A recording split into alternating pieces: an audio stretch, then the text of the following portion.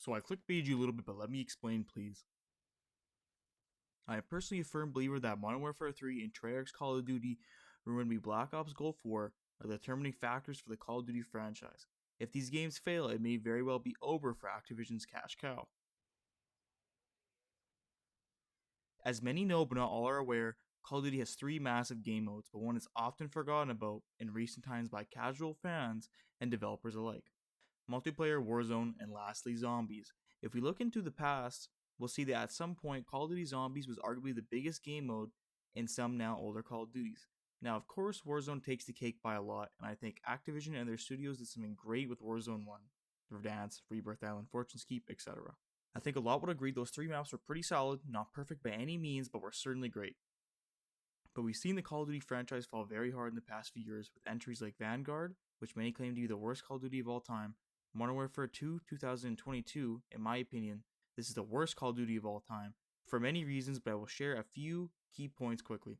MW2's gameplay was some of the most clunky, slow-paced gameplay we've ever seen. I don't think they could have made it less in-tuned COD with the player base they actually tried. This game was catered towards players that want to sit in the corner of the whole game, players who physically run out of breath when their character starts running around. Taking an aggressive gunfight in Modern Warfare 2 was so frowned upon that the devs made the sprint to fire time all around slower. You could slide into a gunfight as well as jump into a gunfight. These things in MW2 weren't very usable, forcing players to play slower and more quote-unquote tactical. At times it seemed like Infinity Ward wanted this to be a worse Rainbow Six Siege, which I don't see how they thought there was going to be value in this, as a tactical shooter genre was kind of dying at this time.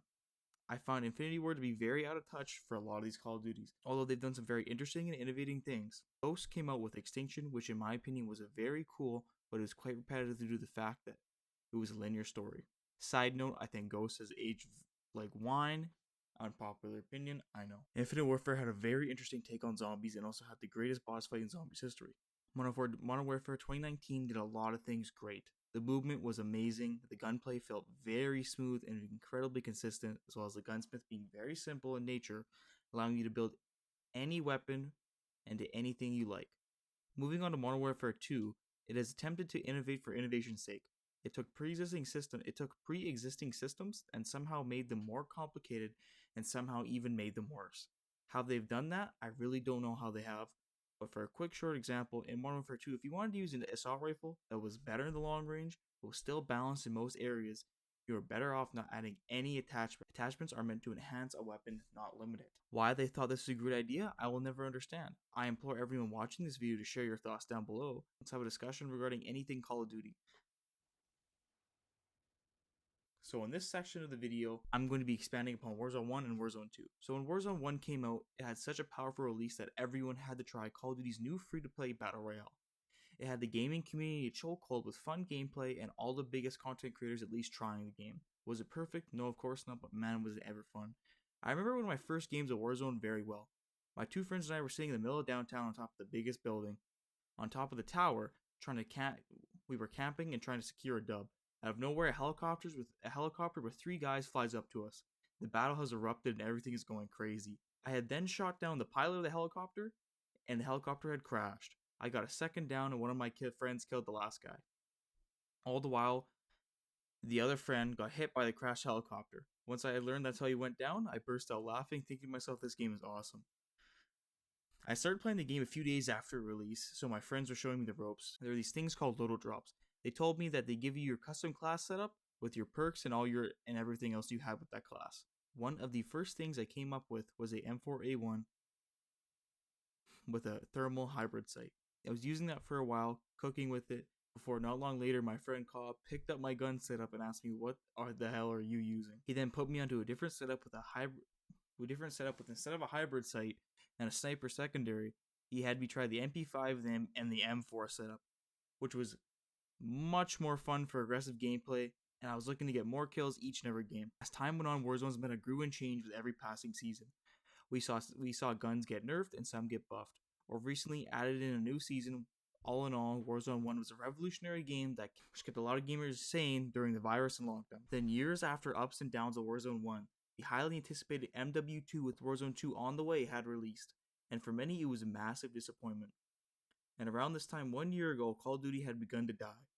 Player counts were dropping dramatically, less skins were being bought, creators looking to play literally anything else, or entirely shifting their content to another genre of YouTube entirely. All in all, Activision had failed this community that wants nothing more than to play a great Call of Duty game. This will be a short chapter, but I do recommend you stick around to the end. This chapter will be about zombies. I know many won't be interested, and that's okay. I do recommend you would be stick around here for some thoughts to get a fuller perspective of Call of Duty. Personally, I'm a very big zombies fan. I love doing Easter eggs and learning more about the story of zombies. But I do think this is the most neglected game mode in recent years. Black Ops 3 Zombies is what many consider to be the GOAT of zombies, having a revolutionary story, having the best gameplay in the whole series, and having the most interesting and well fleshed out maps. But since BO3, which many consider to be the GOAT of zombies, again, we haven't had anything nearly as good as that, and that came out almost a decade ago. Shortly after that, we got Black Ops 4 Zombies, which in almost every department was a disappointment. Multiplayer zombies, and for some people, Blackout. But Blackout, in my opinion, was very cool, and it was a bit of a tease for the new Warzone to come out. Cold War was a decent enough game, but it felt passionless at the time. With Outbreak, it was a fun game mode, the Easter egg boss fight was awesome, but again, it felt genuinely passionless. I won't even mention Vanguard Zombies, as that was the most pathetic attempt at a third game mode in Call of Duty history. Now we're going to have Outbreak 2.0 in MW3 with 24 player lobbies and a DMZ style of setting. I honestly am a little bit excited for this, like a 7 out of 10 at the most. I don't think it's going to be amazing. I think it'll lack content in the long term. I think it'll be a great change for the Call of Duty community. But to end this segment, I truly hope 2024's COD by Treyarch has some passion developed into it, because Call of Duty has lacked that for a very long time. If you enjoyed this video and want to see more Call of Duty, please like and subscribe. I'm going to be streaming on Kick at Drama of the Dawn.